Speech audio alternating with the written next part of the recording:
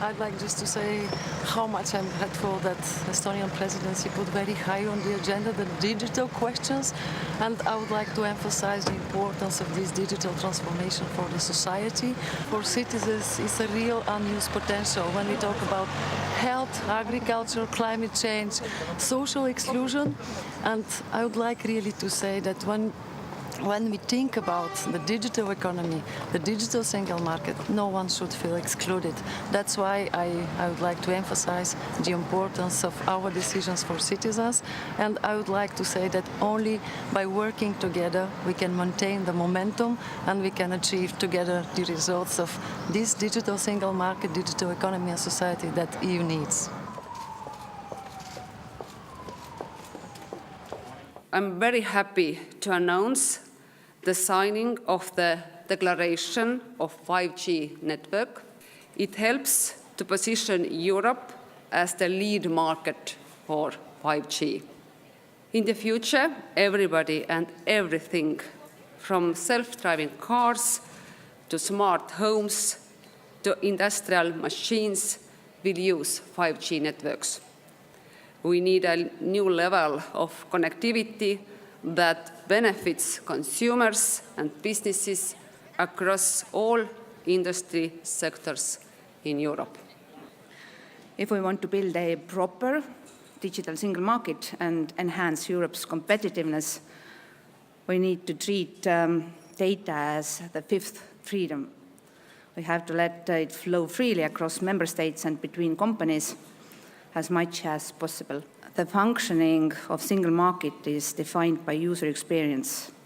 Do we as citizens and businesses, have problems if we go abroad, or we don't?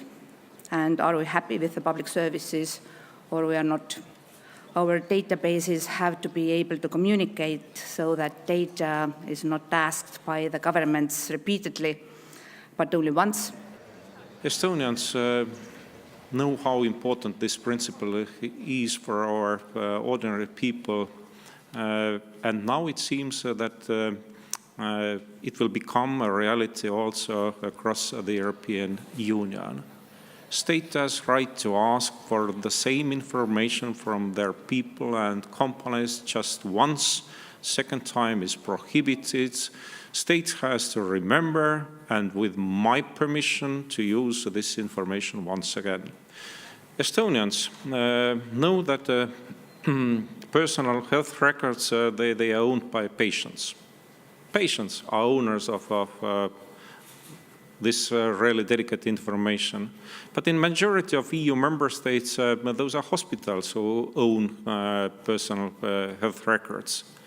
And in some cases, it's pretty difficult to get even copies of those health records in case of accident in some other countries and so on.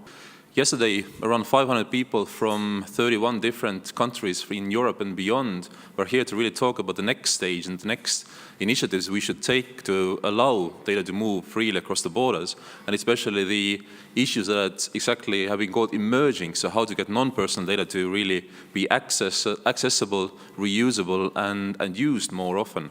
Our keynote speaker, Alex Pentland from MIT, also echoed the same thing, that clearly EU already, with existing rules, has a leading position to start building from, but at the same time, if we're able to move even beyond and have a clear framework to how non-personal data that now companies hold can be more easily used and accessible, we can even go further in the global data economy sense.